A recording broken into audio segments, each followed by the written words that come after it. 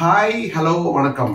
நம்ம இந்த வீடியோ என்ன பார்க்க போறோம் அப்படின்னா, இன்வெஸ்ட்மெண்ட் டெசிஷன் சாப்டர்ல when the project life is not equal, not same, unequal project life இருக்கும்போது நம்ம எப்படி கம்பேர் பண்றது அப்படின்றதுல one of the methods chain replacement அப்படின்னு சொல்லி இருக்கும். அந்த செயின் ரீப்ளேஸ்மெண்ட் எப்போ பண்ணலாம் அப்படின்னா ஒரு ப்ராஜெக்டோட யூஸ்ஃபுல் லைஃப் 6 இயர்ஸ் ஆகும், இன்னொரு ப்ராஜெக்டோட யூஸ்ஃபுல் லைஃப் 3 இயர்ஸாக வந்தா இந்த 6 இயர்ஸோட நெட் ஃப்ளோஸையும் என்பிவியையும் இந்த ப்ராஜெக்டோட 3 இயர்ஸோட என்பிவியும் கம்பேர் பண்ண முடியாததுனால நம்ம இந்த 3 இயர்ஸ் ப்ராஜெக்டை இன்னொரு தடவை 3 இயர் ப்ராஜெக்டை இன்வெஸ்ட் பண்ண மாதிரி 3+3 இன்வெஸ்ட் பண்ண மாதிரி பண்ணி 6 ஆக்கி ஸோ தட் அந்த 6ஓட மேட்ச் பண்ற மாதிரி பண்ணுவோம். அது ஒரு கான்செப்ட் இருக்கு. அந்த கான்செப்ட்ல பாஸ்ட் இயர் கொஸ்டின் பேப்பர்ல ஒரு கொஸ்டின் கேட்டிருந்தாங்க November 22ல.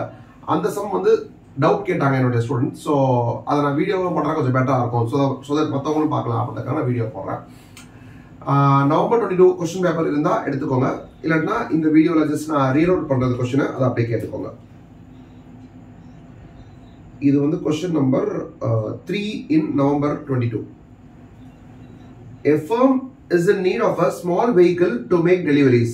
It is intending to choose between two options. One option is to buy a new 3-wheeler that would cost 1,50,000 and will remain in service for 10 years. Option number 1 1,50,000 rupees கொடுத்து ஒரு 3-wheeler வாங்குறாங்க. அதோட useful life 10 years. இன்னொரு option என்னன்னா, the other alternative is to buy a second hand vehicle for 80,000. Second hand vehicle வாங்குறாங்க 80,000க்கு. that could remain in service for 5 years. So பாத்தீங்கன்னா இது 10 years, இது 5 years. அப்படி இருக்கும்போது இதை மேட்ச் பண்ண முடியாது ஆக்சுவலா.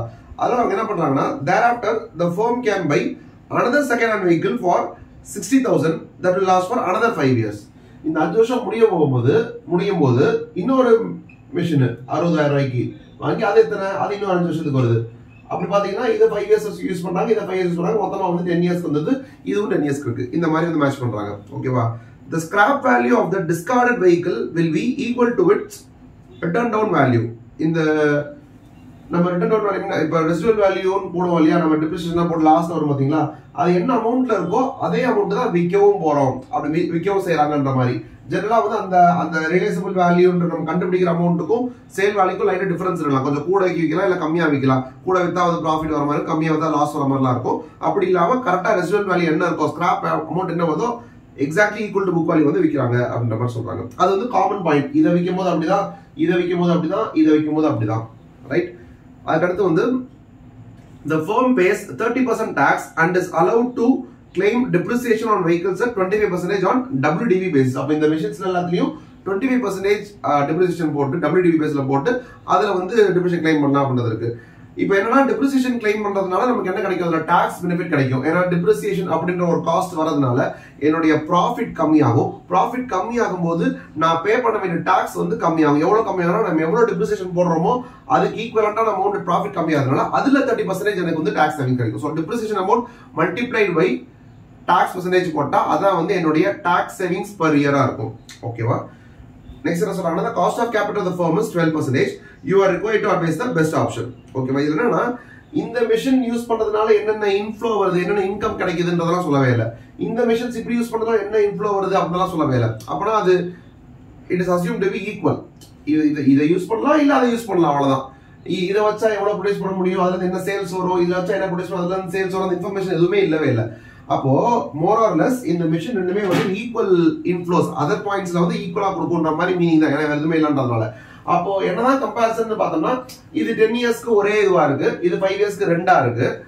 அண்ட் இதுல டிப்ரிசியேஷன் அமௌண்ட் வேறையா இருக்கும், அப்போ அதுல டாக்ஸ் பெனிஃபிட் அமௌண்ட் வேறையா இருக்கும், இதுல டிப்ரிசியேஷன் வேறையா இருக்கும், டாக்ஸ் பெனிஃபிட் வேறையா இருக்கும். அப்போ இந்த அவுட்ஃப்ளோஸை வச்சுக்கிட்டு அந்த இன்ஃப்ளோஸ் என்ன இன்ஃப்ளோஸ், டாக்ஸ் பெனிஃபிட் கிடைக்குது பாத்தீங்களா, பிரிவென்ஷன் ஆஃப் அவுட்ஃப்ளோ பாத்தீங்களா, அந்த இன்ஃப்ளோஸ் எல்லாத்தையும் நம்ம பிரசன்ட் வேல்யூ கொண்டு வந்தோம்னு சொன்னா அது ஒண்ணு. அண்ட் மோர் ஓவர் அசலோட யூஸ்ஃபுல் லைஃப் முடியும் போது ரெசிடுவல் வேல்யூ, ஸ்கிராப் வேல்யூ கிடைக்கும், அதையும் பிரசன்ட் வேல்யூ கொண்டு வந்தோம் அப்படின்னு சொன்னா அதுதான் இதுல இருந்து வரக்கூடிய இன்ஃப்ளோஸ். அதை அட்ஜஸ்ட் பண்ணதுக்கு அப்புறம் நெட்டா எவ்வளவு அவுட்ஃப்ளோ இருக்குன்னு பார்த்தோம்னா அதுதான் எது சீப்பரா இருக்குன்னு பார்க்கணும். ரெண்டுமே அவுட்ஃப்ளோ இல்லையா, இன்ஃப்ளோஸ் எல்லாத்தையும் இங்க கொண்டு வந்தோம் அப்படின்னு சொன்னா நெட் அவுட்ஃப்ளோ கிடைக்கும், இன்ஃப்ளோஸ் எல்லாத்தையும் இங்க கொண்டு வந்தோம்னா நெட் அவுட்ஃப்ளோ கிடைக்கும். இந்த ரெண்டு அவுட்ஃப்ளோல எந்த அவுட்ஃப்ளோ கம்மியா இருக்கோ அவன் தான் பெட்டர் அப்படின்ற மாதிரி நம்ம டிசிஷன் எடுக்கணும். சம் போடலாம், போடுறதுக்கு இன்னும் ஒரு 10-15 நிமிஷம் ஆகும். ஆனா என்னைய பொறுத்த வரைக்கும் உண்மையிலேயே அதாவது மனப்பாடம்லாம் பண்ணி படிக்காம நியாயமா லாஜிக்கோட படிச்சவனுக்கு வந்து லாஜிக்கோட நடத்துறவனுக்கு என்னைய சொல்லிக்கிறேன், லாஜிக்கோட நடத்துறவனுக்கு இந்த சம்ம போட்டு பார்த்தா ஆன்சர் கண்டுபிடிக்கணும் அப்படின்ற அவசியமே கிடையாது. ஏன்னா 1,50,000 வந்து எப்போ இயர் நாட்ல செலவு பண்றது, இந்த 80,000 எப்போ இயர் நாட்ல செலவு பண்றது, 60,000 எப்போ இந்த 80,000 மெஷின் வந்து 5 இயர்ஸ் முடிஞ்சதுக்கு அப்புறம் எண்ட் ஆஃப் 5th இயர், அந்த 5th இயர்ல போய் 60,000 வாங்கணும். கரெக்டா? இப்படி இருக்கும்போது ரெண்டுத்துலயுமே 25% தான் டெப்ரிஷியேஷன் கிடைக்க போகுது WDV. அந்த அமௌண்ட்ல 30% தான் டாக்ஸ் கிடைக்க போகுது, டாக்ஸ் பெனிஃபிட் கிடைக்க போகுது. ரெண்டுத்துக்குமே பிரசன்ட் வேல்யூ ஃபேக்டர் வந்து 1/1.12 அப்படின்ற 12% டிஸ்கவுண்ட் ஃபேக்டர்ஸ் போட போறோம். அப்ப இது எல்லாமே காமனா இருக்கும் போது அண்ட் இங்க 1,50,000 இங்க 80 இருக்கும் போது டிஃபரன்ஸ் எதுல மட்டும் தான் இருக்கு? இந்த 60,000 மட்டும் தான் டிஃபரன்ஸே இருக்கு. அண்ட் மோர் ஓவர் இங்க 1,50,000 இருக்கு, இங்க டோட்டலாவே 1,40,000 தான் இருக்கு. அதுலயும் இந்த 60,000 5th இயரோட எண்ட்ல இருக்கு. அப்ப இது 1,40,000 கூட கிடையாது. ஏன்னா 5th இயரோட எண்ட்ல இருக்குன்றதுனால 1/1.12 பவர் 5 1 2 3 4 5 0.567 வருது. 0.567 into 60,000 அப்படின்னு போட்டோம்னா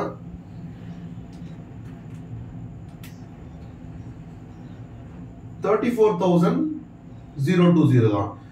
இந்த அமௌண்ட் தான் நான் வந்து இயர் நாட்ல பிரசன்ட் வேல்யூல கன்சிடரே பண்ண முடியும். அப்படி பார்த்தா 80,000 இது ஒரு இது 34,000 சம்திங். அப்பனா பார்த்தா இது வெறும் 114,020 தான் வருது அவுட்ஃப்ளோவே. இதுல 1,50,000 இருக்கு அவுட்ஃப்ளோ இயர் நாட்ல இப்பவே நான் பண்றேன். அப்ப இப்படி சும்மா பார்த்தாலே எனக்கு எதுதான் பெட்டர்னு தோணும்? இந்த செகண்ட் ஹேண்ட் மெஷின் இருக்கு பாத்தீங்களா, இப்படி வாங்குறதா பெட்டர். எப்ப வந்து நமக்கு டவுட் வரும் தெரியுமா? இது வந்து ஒரு 180 ஆகும், இது வந்து ஒரு 1,20,000 இருக்குன்னு வச்சுக்கோங்க. இது 80, இது ஒரு 1,20,000 இருந்ததுன்னா மொத்தமா ஆட் பண்ணி பார்த்தோம்னா 80 ஒரு 1,20,000 பார்த்தா 2 lakhs. ஆனா அங்க 1,50,000. ஆனா சேர்த்து கம்பேர் பண்ண முடியாது. ஏன்னா 1,20,000 வந்து அட் எண்ட் ஆஃப் 5 இயர்ஸா இருக்கு. ஐயோ, அப்ப இந்த 80,000 இருந்தா 80,000ல மட்டும் தான் டிப்ரெஷன் கிடைக்கும், அங்க 1,50,000ல கிடைக்குமே. ஆனா 1,20,000 வந்து நம்ம லேட்டரா தான் இன்வெஸ்ட் பண்றோம். அப்ப அதோட பிரசன்ட் வேல்யூ கம்மியா தானே இருக்கும். இப்ப இந்த கால்குலேஷன் கன்ஃபியூஷன்லாம் எப்ப வரும்னா இப்படியே தான் இருந்தாதான். ஆனா இது ரொம்ப ஸ்ட்ரைட் ஃபார்வர்ட். இதுல 1,50,000 இன்னைக்கு நான் செலவு பண்றேன். இதுல மொத்தமாவே 1,50,000 செலவு பண்ணல, 1,40,000 தான் செலவு பண்றேன். அதுலயும் ஒரு 60,000 வந்து 5வது வருஷம் எண்ட்ல தான் பண்றேன் அப்படின்னு சொன்னா அதை பிரசன்ட் வேல்யூ போட்டு பார்த்தா ரொம்ப கம்மியான அமௌண்ட் தான் வரும். அப்ப 80 + 30 போட்டோம்னா எனக்கு இவ்வளவு அமௌண்ட் தான் வருதுன்ற போது எனக்கு ஆன்சரை போடாமே தெரியும் எனக்கு வந்து செகண்ட் ஆப்ஷன் தான் பெட்டர்னு. பட் இருந்தாலும் இந்த மாதிரிலாம் நீங்க பதில் சொன்னீங்க அப்படின்னு சொன்னா யாரா பைத்தியகாரனா இருப்பான் போல இருக்கு அப்படின்னு நீங்களுமே நினைக்கலாம், எக்ஸாமினரும் நினைப்பான். அப்படின்றதுனால மோரோவர் அவனுக்கு எஃப்எம் தெரியுமா அப்படின்றது தெரியாது. அவன் ஒரு ஆன்சர் கீயை வச்சுட்டு 1 to 1 மேட்ச் பண்ணி கரெக்ட் பண்ணிருப்பான். அப்படின்றதுனால வேற வழி இல்லாத காரணத்தினால் சம போட போறோம். ஆன்சர் தெரிஞ்சுக்கிட்டேன், இந்த பொய் தான் சொல்றான் அப்படின்னு தெரிஞ்சுக்கிட்டே போய் நம்ம வந்து கேள்வி கேட்போம்ல, கேள்வி கேட்டு அவன் எப்படி சொல்றான் அப்படின்றத போட்டு டெஸ்ட் பண்ணி டாஸ்க் பண்ணுவோம்ல, அது மாதிரி தான். ஆன்சர் தெரியும் இருந்தாலும் பாத்தீங்களா அப்படின்னு சொல்லி பிரசன்ட் பண்ணி காட்ட போறோம்.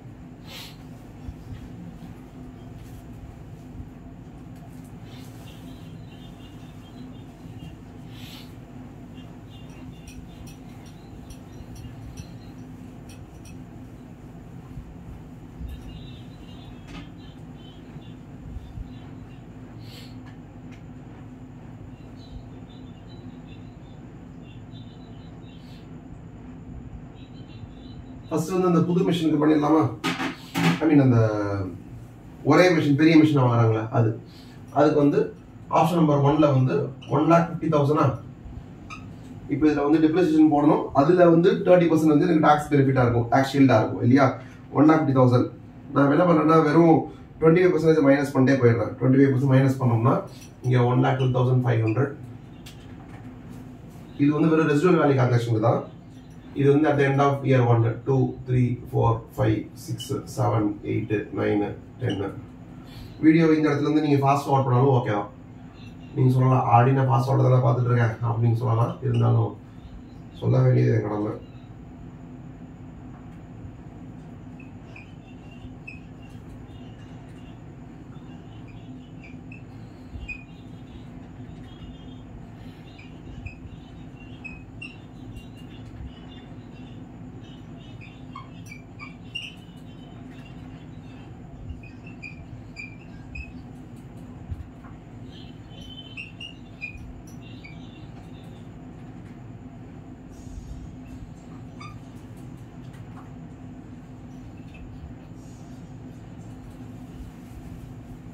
ஓகேவா? இது வந்து WDV வேல்யூ தான்.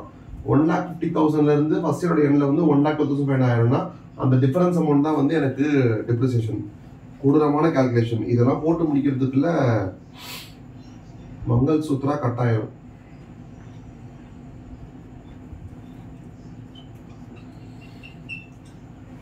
இதுல ஒரு ஷார்ட்கட் நான் சொல்றேன். இப்போ இதுக்கும் டிஃபரன்ஸ் தான் இந்த அமௌண்ட் 37,500. இதுக்கப்புறம் நம்ம வந்து இதுக்கும் இது டிஃபரன்ஸ் போனோம்ல, 1,12,500 மைனஸ் 84,375 போட்டா 28,125 வரும்ல.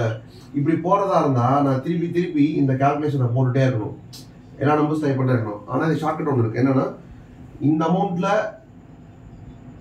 இது வந்து 25% போக இருக்கிற அமௌண்ட். இதுல இது நீங்க வந்து டிஃபரன்ஸ் எடுத்து போட்டிருக்கீங்க. அப்போ அந்த 25% அமௌண்ட் தானே இது. அப்போ இதுல இருந்து 20% கம்மியா இருக்குமா? அப்போ இதுல இது போடுறோமா? அப்போ நீங்க பேசிக்கலி இந்த 37,500மே இங்க இருந்து இது எப்படி போயிட்டே இருக்கும் அப்படின்னா 25% கம்மியாயிட்டே போயிட்டே இருக்கும். ஸோ 37,500 எடுத்துக்கிட்டு இதுல போய் நீங்க என்ன போட்டுடலாம், 25% மைனஸ் பண்ண மாதிரி போட்டீங்கன்னா அவங்க டேரக்டா 28,125 வந்துடும். பேசிக்கலி 37,500 ஒரு வாட்டி மட்டும் போட்டு ஃபர்ஸ்ட் இயருக்கு மட்டும் போட்டுட்டு 37,500 போட்டு அங்கிருந்து இதுலயே அப்படியே மைனஸ் 25% இது வந்துடும். 28,125 வந்துச்சா, இதுல இருந்து மைனஸ் 25% போட்டோம்னா 21,019 வரும். இது எதோட டிஃபரன்ஸ்னா இதோட டிஃபரன்ஸ் 21,000 சம்திங் அந்த டிஃபரன்ஸ்.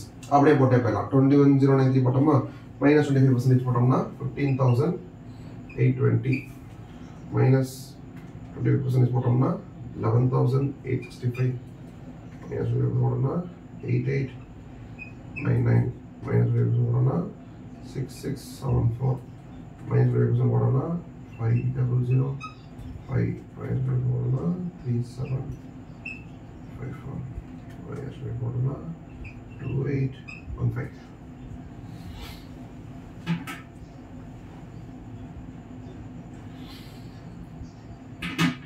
கரெக்டா? இதெல்லாம் வந்து என்னன்னா டிப்ரிசியேஷன் அமௌண்ட் தான். இந்த டிப்ரிசியேஷன் அமௌண்ட்ல வந்து நமக்கு என்ன பெனிஃபிட் கிடைக்கும்னா, இது போய் டெபிட் ஆகிறதுனால, P&L டெபிட் ஆகிறதுனால எனக்கு ப்ராஃபிட் குறையும். ப்ராஃபிட் குறையிறதுனால அந்த அமௌண்ட்ல நான் வந்து 30% டாக்ஸ் கட்ட வேணாம். அப்போ இதுல 30% தான் என்னுடைய சேவிங்ஸ். அப்போ இது எல்லாத்தையுமே ஆட் போட்டு மொத்தமா 30% போட்டுக்கலாமா அப்படின்னு கேட்டா போட முடியாது. ஏன்னா இது ஃபர்ஸ்ட் இயரோட அமௌண்ட். அந்த ஃபர்ஸ்ட் இயரோட PVF ஆல இது மல்டிப்ளை ஆகணும். கொஸ்டின்ல 12% வந்து அவனே வேற PV ஃபேக்டர் கொடுத்துருக்கான் இல்லையா? 0.892 அப்புறம் 0.797 அப்புறம் 0.711 இப்படி இருக்கா?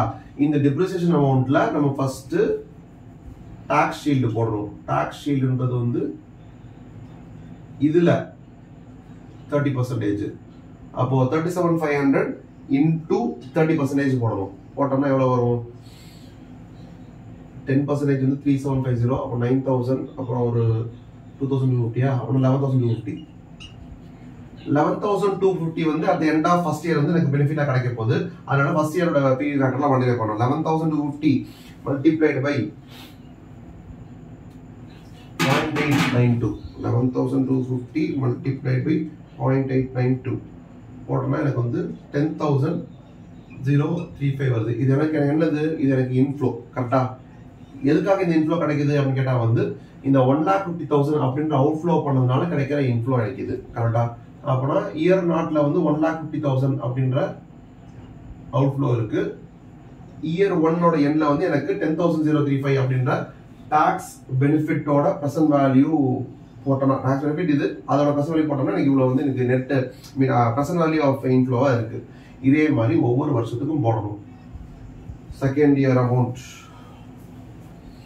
28,125 into 30%, 8437.5. இதுலயும் அந்த டெக்னிக்கை யூஸ் பண்ணலாமான்ட்டா இதுவும் யூஸ் பண்ணலாம். 11,250 இருக்கா, இதுல இருந்து அப்படியே மைனஸ் 25% பண்ணலாம். 11,250 மைனஸ் 25% போட்டோம்னா 8437.5 வரும். எனக்கு காமன் தானே எல்லாத்துலையுமே. அப்போ அப்படியே போட்டுட்டு 8437.5ல மல்டிப்ளைட் பை 0.797 பண்ணா 6724 வருது. இதே மாதிரி எல்லாத்தையும் போடணும். இதை நான் போடலை, போட்டால் 1 மணி நேரம் ஆயிடும் இந்த சம்மு. நான் வந்து என்ன பண்ணுறேன், ஒரு ஐடியா கிடைச்சிருச்சா, இந்த நம்பர்ஸ் வச்சு நான் சொல்கிறேன். இது வந்து உங்களுடைய சஜஸ்டட் ஆன்சர்லேருந்து நான் சொல்கிறேன். 11,250லேருந்து 0.892 மல்டிப்ளை பண்ணால் 10,035 வந்துருச்சு. அடுத்து வந்து 8437 into 0.797 6724 வந்துச்சு. இதே மாதிரி 10 நம்பர் போடணும். கரெக்டாக 10 நம்பர் போட்டதுக்கப்புறம் லாஸ்ட் இயரில் வந்து எனக்கு இந்த டிப்ரிசியேஷன்ல டாக்ஸ் ஷீல்டு போட்டு டாக்ஸ் ஷீல்ட்ல பிவிஎஃப் போடுறோமே அதுவும் வரும். மோர் ஓவர் இந்த 8447 அப்படின்ற ரெசிடுவல் வேல்யூ இருக்கு பாத்தீங்களா, இது அட் எண்ட் ஆஃப் 10 இயர்ஸ் தானே. இப்பதான் இந்த அசட் நான் வித்து வேலை 10th இயர் எண்ட்ல. அப்ப இந்த 8447 எனக்கு வந்து இன்ஃப்ளோவா இருக்கும். அப்ப லாஸ்ட் இயர் மட்டும் எனக்கு எப்படி இருக்கும் அப்படின்னா வந்துட்டு 8447 ஒரு இன்ஃப்ளோ, அது போக இந்த இதுவும் இருக்கும். லாஸ்ட் இயர் மட்டும் செப்பரேட்டா போட்டு காட்டுறேன். 2815 டிப்ரிசியேஷனா, அதுல 30% என்னுடைய டாக்ஸ் ஷீல்டா, அப்படின்னா 845 வருது. அப்ப எனக்கு 845 இன்ஃப்ளோ தான், 8447 இன்ஃப்ளோ தான். இது 845 வெறும் டாக்ஸ் ஷீல்டு, 8447 ரெசிடுவல் வேல்யூ வித்ததுனால வந்த அமௌண்ட். அப்போ 8447 பிளஸ் 845 இது ரெண்டையும் ஆட் பண்ணிக்கிட்டு மல்டிப்ளைட் பை லாஸ்ட் இயரோட டிஸ்கவுண்டிங் ஃபேக்டர். லாஸ்ட் என்ன இருக்கு, 0.322 இருக்கு. So into 0.322 போட்டோம்னா 2992 வருது. ஓகேவா, இது மாதிரி எடுத்தோம்னா நமக்கு இதெல்லாமே என்னது, நமக்கு இன்ஃப்ளோ, இது மட்டும் தான் அவுட்ஃப்ளோ. அப்போ டோட்டல் பண்ணோம்னா டோட்டலா பிரசன்ட் வேல்யூ ஆஃப் அவுட்ஃப்ளோ கிடைக்கும், பிவி ஆஃப் அவுட்ஃப்ளோ கிடைக்கும். அது எவ்வளவு வருதுன்னா 1,17,452. ரைட்டா, இது வந்து ஃபர்ஸ்ட் ஆல்டர்னேட்டிவ்ல இருக்கிற அவுட்ஃப்ளோ. இப்போ நம்ம என்ன பண்ணோம், செகண்ட் ஆல்டர்னேட்டிவ் போடணுமா, அதுல தான் வித்தியாசம் இருக்க போதா, ஒரு வித்தியாசம் இருக்க போதுல. இந்த 1,50,000க்கு பதிலா யார் இருக்க போறா, 80 இருக்க போறான். அந்த 80 வச்சு நீங்க அப்படியே -25 பண்ணிட்டே வந்து ரெசிடுவல் வேல்யூ வந்துடும். இதோட டிஃபரன்ஸ் தான் டிப்ரிசியேஷன். நீங்க ஃபர்ஸ்ட் இயர் மட்டும் ஃபர்ஸ்ட்க்கு மட்டும் டிஃபரன்ஸ் இங்க போட போறீங்க, டிப்ரிசியேஷன் போட போறீங்க. அதுக்கப்புறம் திருப்பி -25% பண்ணலாம், ஷார்ட் கட். அது பண்ணா அப்படியே கடைசி வரைக்கும் டிப்ரிசியேஷன் வந்துடும். அதுல 30% போட்டா இது வரும், திருப்பி அதுல -25% போட்டா இது வந்துடும். இப்போ என்ன விஷயம்னா, இப்படி பண்ணும்போது இது 80,000 அப்படின்றது வந்து 5 இயர்ஸா யூஸ் பண்ணக்கூடிய அசட். அப்படின்னா 1 2 3 4 5 5 வருஷம் தான் வரும். 5 வருஷம் எண்ட்ல ஒரு ரெசிடுவல் வேல்யூ இருக்குமா, அதை போடுவோமா. ஆல்டர்னேட்டிவ் நம்பர் 2ல என்ன ஆகும்னா 80,000 இருக்கு பாத்தீங்களா, அது வந்து டிப்ரிசியேட், ஐ மீன் 5 வருஷம் டிப்ரிசியேஷன் பண்ணணும். 80,000 வந்து -25%, 1 2 3 4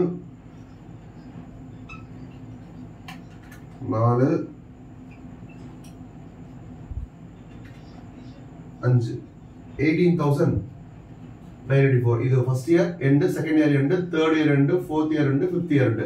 ஃபிஃப்த் இயர் எண்ட்ல வந்து 18,984ல இருக்கு. அந்த 18,984 இருக்க போகும்போது நம்ம என்ன பண்ணுவோம்னா சேல் பண்ணுவோம். அப்ப இங்க போனதுல வந்து 10th இயர்ல நடந்த சம்பவம் வந்து இது இங்கேயே நடந்துரும். ஏன்னா இங்க டிப்ரிசியேஷன் இருக்கும், டிப்ரிசியேஷன்ல 30% போட்டா டாக்ஸ் ஷீல்டு வரும். டாக்ஸ் ஷீல்ட்ல பிவிஎஃப் மல்டிப்ளை பண்ணோமா, அங்க வரது ரோல் பண்ணிட்டு போமா.